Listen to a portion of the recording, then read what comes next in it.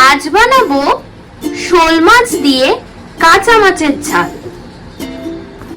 মাছটা যেহেতু দুদিন ফ্রিজে রাখা ছিল, তাই জন্য একেবারে কাঁচা মাছ দিয়ে করব না, সেই স্বাদ হবে না। হালকা তেলে সাঁতলে নেব।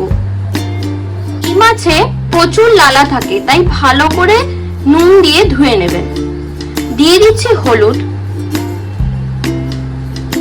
দিচ্ছি পরিমাণ মতো নুন, দিয়ে দিচ্ছি সামান্য তেল। আমাদের নুন হলুদ মাখানো হয়ে গেছে।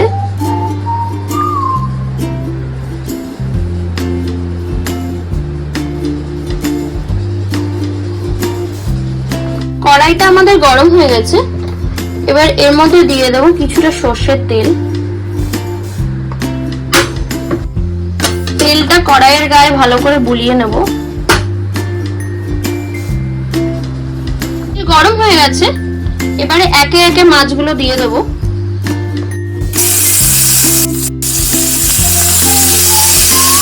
মাছটা একদম হালকা এপিট ওপিট ভেজে তুলে রাখবো। হালকা ভেজে নিয়েছি, এবার এটাকে তুলে নেব। সমানভাবে বাকি পিসগুলো ভেজে নেব।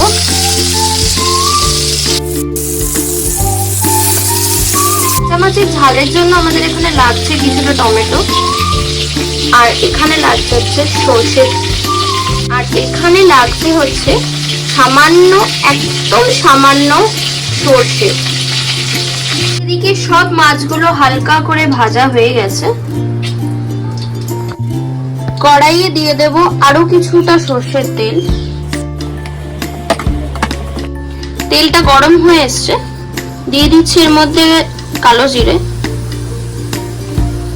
লঙ্কাটা এখন দিচ্ছি না, লঙ্কা পরে দেব, কারণ আমার ছোট্ট 3 বছরের মেয়ে আছে, ওর জন্য তুলে তারপরে লঙ্কা দেব। দিচ্ছি এর মধ্যে কুচনো টমেটো, দিয়ে দিচ্ছি পরিমাণ মতো নুন, দিয়ে দিচ্ছি সামান্য ধনে, সামান্য জিরে, হলুদ,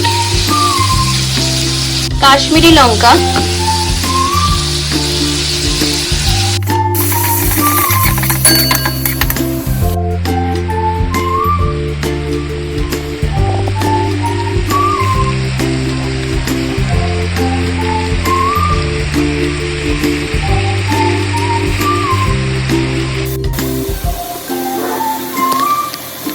টমেটোটা গলে গেছে, আর ধনে জিরে যে দিয়েছিলাম সেটার কাঁচা গন্ধটাও চলে গেছে।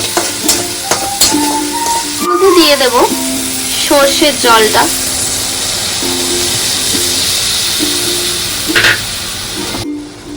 দিয়ে দেব আরো কিছুটা জল।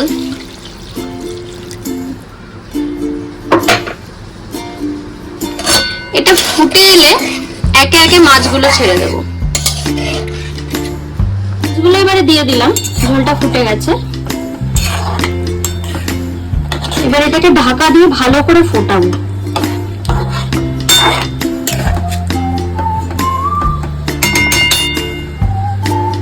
ঢাকা দিয়ে দিলাম। 10 মিনিট হয়ে গেছে, ঢাকাটা খুলে একবার দেখে নেব। আমাদের মাছগুলো খুব ভালোভাবে ফুটে গেছে, এর জন্য মাছ তুলে নিয়েছি। এবার দিয়ে দিচ্ছি এর মধ্যে একটা কাঁচা লঙ্কা। এটাকে ভালো করে ফুটতে দেবো যাতে ঝোলের মধ্যে ঝালটা মেশে। 2 মিনিট ফুটিয়ে নিয়েছি, এবার ঢাকাটা খুলে নেব। আমাদের মাছ অলমোস্ট রেডি। ওপর থেকে ধনে পাতা দিয়ে দিচ্ছি, সামান্য ওপর থেকে কাঁচা সর্ষের তেল। এটি আমাদের শোল মাছ দিয়ে কাঁচা মাছের ঝাল। Thank you for watching my video. Please do subscribe, like and share. Please keep supporting.